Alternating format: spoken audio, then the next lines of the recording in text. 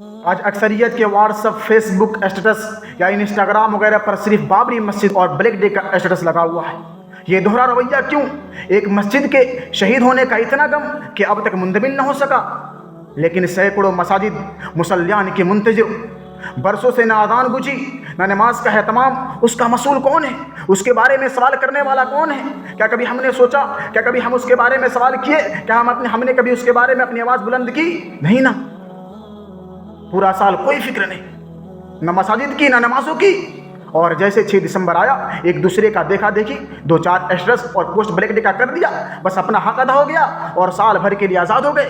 نہیں، آپ سے اللہ رب العالمین اس کے بارے میں سوال نہیں کرے گا کہ آپ نے 6 دسمبر کو اسٹیٹس لگایا تھا یا نہیں، لیکن آپ سے اس کے بارے میں ضرور سوال کرے گا کہ آپ کے محلے کی مسجد جہاں پر اذان نہیں گجی، جہاں پر نمازوں کا اہتمام نہیں ہوا، وہاں پر آپ نے کیا کیا؟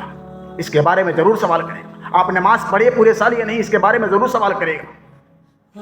بابری مسجد جیسے انجام سے بچنا ہے تو مسجد کو ہر حال میں آباد رکھنا ہوگا میرے یارو، ورنہ اس ایک دن کا رونا مزید ہمارے لیے وبال جان ہے اور بقیہ کچھ نہیں، کیونکہ اللہ رب العالمین فرماتا ہے ان اللہ لا یغیر ما بقوم حتی یغیر ما بانفسہم، کہ اللہ رب العالمین اس قوم کی حالت کبھی نہیں بدلتا یہاں تک کہ وہ قوم اپنی خود حالت نہ بدل لے۔